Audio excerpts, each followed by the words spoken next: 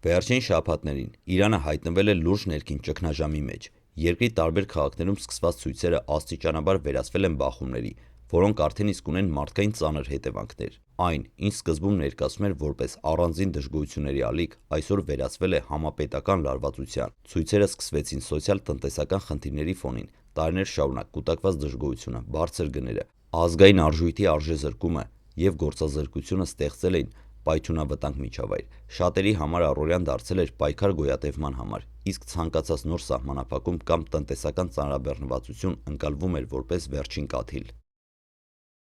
Առաջին օրերին բողոքի ակցիաները հիմնականում խաղաղ էին։ Մարդիկ դուրս էին գալիս փողոց, բարձրաձայնելու իրենց դժգոհությունը, պահանջելու փոփոխություններ և պատասխաններ։ Սակայն իրավիճակը կտրուկ փոխվեց, երբ ցույցերը սկսեցին տարածվել ավելի լայն աշխարհագրությամբ և հավաքել հազարավոր մարդկանց։ Իրանի իշխանությունները սկզբնական շրջանում փորձեցին իրավիճակը վերահսկել կոչերով և զգուշացնող հայտարարություններով։ Պաշտոնական Թեհրանը հայտարարում էր, որ քաղաքացիների դժգոհությունը հասկանում է, սակայն թույլ չի տա անկարգություններ և պետական կառույցների դեմ բռնություն։ Շուտով բողոքի ակցիաները սկսեցին ուղեկցվել բախումներով, ոստիկանության և ցուցարարների միջև տեղի ունեցան ընդհարումներ, որոշ քաղաքներում հրկիզվեցին պետական շենքեր, խանութներ և ավտոմեքենաներ, տարածված տեսանյութերում երևում էին այրվող փողոցներ և խուճապահար մարդիկ։ Իրանի իշխանությունները հայտարարեցին, որ գործ ունեն ոչ միայն դժգոհ քաղաքացիների, այլև կազմակերպված խմբերի հետ։ Պաշտոնական աղբյուրների խոսքով ցույցերի մեջ ներգրավված են ուժեր, որոնք փորձում են ապակայունացնել երկիրը և օգտվել սոցիալական դժգոհությունից։ Միևնույն ժամանակ սոցիալական ցանցերը դարձան տեղեկատվական հիմնական հարթակը, տեսանյութերը, լուսանկարները և տարբեր հաղորդագրությունները արագ տարածվում էին, հաճախ առանց հստակ աղբյուրների։ Սա ավելի էր բարդացնում իրական պատկերի ընկալումը և նպաստում լարվածության աճին։ Իրանի ներսում բնակվող շատ քաղաքացիներ սկսեցին խոսել վախի և անորոշության մասին։ Որոշ քաղաքներում մարդիկ խուսափում էին դուրս գալ տներից, մյուսները շարունակում էին զանգվածային հավաքները, երկիրը կարծես բաժանվել էր երկու իրականության միջև։ Իշխանությունները ուժեղացրեցին անվտանգության միջոցները, ոստիկանության և անվտանգության ուժերի ներկայությունը քաղաքների փողոցներում զգալիորեն աճեց։ Որոշ շրջաններում սահմանափակվեց ինտերնետի աշխատանքը, տեղեկատվական հոսքը վերահսկելու նպատակով։ Պաշտոնական Թեհրանը հայտարարեց, որ նման քայլերը ժամանակավոր են և ուղղված են հասարակական կարգի պահպանմանը, սակայն քաղաքացիների մի մասը սա ընկալեց որպես ճնշման փորձ։ Բախումների հետևանքով սկսվեցին հայտնվել տեղեկություններ զոհերի և վիրավորների մասին։ Թեև պաշտոնական տվյալները սահմանափակ էին, ոչ պաշտոնական աղբյուրները խոսում էին տասնյակ, իսկ հետո արդեն հարյուրավոր զոհերի մասին։ Այս տեղեկությունները սրում էին հասարակական տրամադրությունները։ Իրանի ղեկավարությունը հայտարարեց, որ չի թույլատրի երկրում քաոսի հաստատում։ Նրանց խոսքով, ցույցերի անվան տակ իրականացվում են գործողություններ, որոնք սպառնում են ազգային անվտանգությանը։ Այս փուլում Իրանում տեղի ունեցողը այլևս չէր կարելի անվանել սովորական սոցիալական բողոք։ Ցույցերը աստիճանաբար վերածվում էին խորը ճգնաժամի, որի ելքը դեռ անհայտ է։ Եվ հենց այստեղ է առաջանում ամենակարևոր հարցը. արդյոք Իրանի իշխանությունները կկարողանան վերահսկել իրավիճակը, թե երկիրը կանգնած է շատ ավելի լայն և վտանգավոր զարգացումների շեմին։ Ցույցերի զարգացումը Իրանում ուղեկցվում է ոչ միայն ֆիզիկական բախումներով, այլ տեղեկատվական պատերազմով։ Սոցիալական ցանցերում տարածվող նյութերը հաճախ չեն համապատասխանում իրականությանը, սակայն դրանք արագ տարածվում են և մեծ ազդեցություն ունեն հանրության տրամադրությունների վրա։ Լրատվական ալիքներն ու անհատական հրապարակումները ստեղծում են պատկեր, որը հաճախ ավելի ծայրահեղ է, քան իրական իրավիճակը։ Իրանի իշխանությունները բազմիցս հայտել են, որ արտաքին ուժերը փորձել են օգտագործել սոցիալական դժգոհությունը երկիրը անկայունացնելու նպատակով։ Պաշտոնական աղբյուրների փոխանցմամբ որոշ խմբեր ստեղծել են ֆինանսական և տեխնիկական աջակցություն արտասահմանից, ինչը նպաստել է բախումների ուժգնությանը։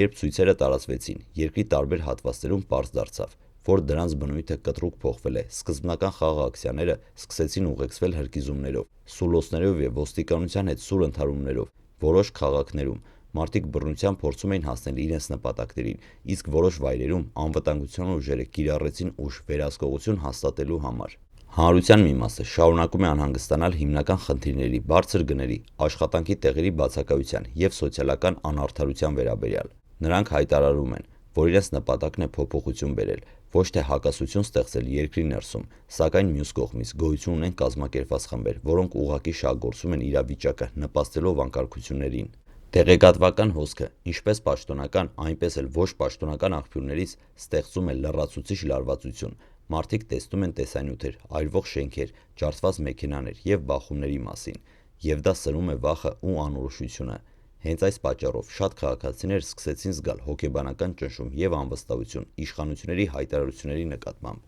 Իրանի իշխանությունները բարձրացրին անվտանգության միջոցները, քաղաքների փողոցներում հայտնվեցին ուժեղացված ոստիկանության եւ անվտանգության ուժեր, սահմանափակվեց ինտերնետի հասանելիությունը, տեղեկատվությունը վերահսկելու նպատակով։ Արտակարգ իրավիճակների կենտրոնները հայտարարեցին, որ հիմնական նպատակն է պահպանել հասարակական կարգը եւ կանխել երկրում քաոսի հաստատումը։ Սակայն ոչ բոլորն էին համաձայն իշխանությունների քայլերի հետ։ Մարդիկ, որոնք տեսնում էին սահմանափակումները, սկսեցին հարցնել, արդյոք սա խոչընդոտ է իրենց իրավունքների համար, թե պարզապես անհրաժեշտ միջոց է կարգ պահպանելու համար։ Այս հակասությունը հասարակության ներսում ստեղծեց նոր պառակտում։ Բախումների հետևանքով առաջացած զոհերի եւ վիրավորների մասին տեղեկությունները շարունակվեցին աճել, թեև պաշտոնական աղբյուրները, կտրուկ սահմանափակ էին տվյալները, ոչ պաշտոնական լրատվական նյութերը խոսում են հարյուրավոր զոհերի մասին, այդ թիվը մտահոգիչ էր եւ սրում էր հասարակության հետագա անհանգստությունը։ Միաժամանակ միջազգային իրավապաշտպան կազմակերպությունները հետևում էին Իրանի իրավիճակին եւ հայտարարում, որ անհրաժեշտ է պաշտպանել մարդու իրավունքները եւ կանխել անմեղ մարդկանց վնասը։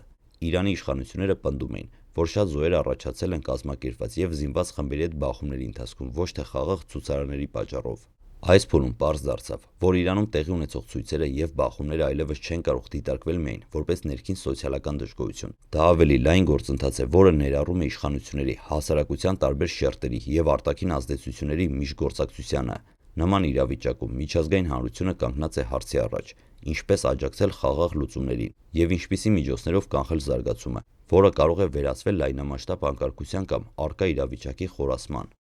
Ցույցերի հաջորդ փուլում պարզ դարձավ, որ իրավիճակը ավելի խորքային է, քան սկզբում երևում էր։ Երիտասարդների, ակտիվիստների եւ հասարակության տարբեր շերտերի միավորումը ստեղծեց շարժում, որը գերազանցում էր մեկ քաղաքի կամ մեկ խնդրի շրջանակը։ Նրանց նպատակը լայն սոցիալական փոփոխությունները պանժելն էր, եւ այսպես սկսվեցին բախումների նոր ալիքը։ Ոստիկանության ու անվտանգության ուժերի արձագանքը նույնպես զարգացավ։ Քաղաքների փողոցներում ավելացավ մարտավարական ներկայությունը, սահմանափակվեց հանրային միջոցառումների ազատությունը, իսկ որոշ շրջաններում նույնիսկ կիրառվեց ուժ, ապակայունացնող տարրերը մեկուսացնելու համար։ Այս քայլերը ըստ իշխանությունների անհրաժեշտ էին երկրի ամբողջական անվտանգությունը պահպանելու համար։ Տեղեկատվական հոսքը շարունակվեց ուժգին, սոցիալական ցանցերում եւ լրատվական կայքերում պարբերաբար հայտնվում էին տեսանյութեր, որոնք ցույց էին տալիս բախումները, վնասվածքները եւ վնասված ենթակառուցվածքները։ Այս տեսանյութերը ոչ միայն արտացոլում էին իրականությունը, այլև նպաստում էին լարվածության պահպանմանը եւ հանրության մեջ վախի տարածմանը։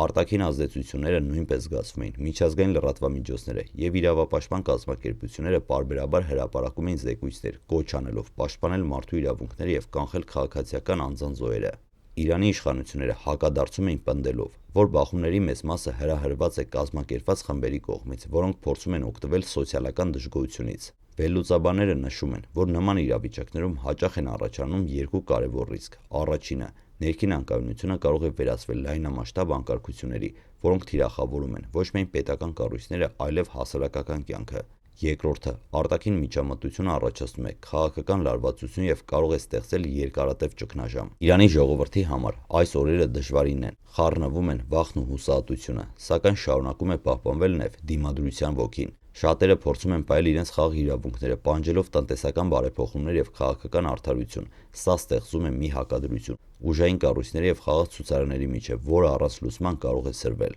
Այս պահին առավել կարևոր է հասկանալ, ինչ հեռանկարներ կարող է ունենալ իրավիճակը։ Դիվանագիտական քայլերը դեռ կարող են կանխել վատագույն սցենարը, սակայն հասարակության ներսում տարանջատումը, զոհերի թվի աճը եւ տեղեկատվական լարվածությունը մեծացնում է ռիսկերը։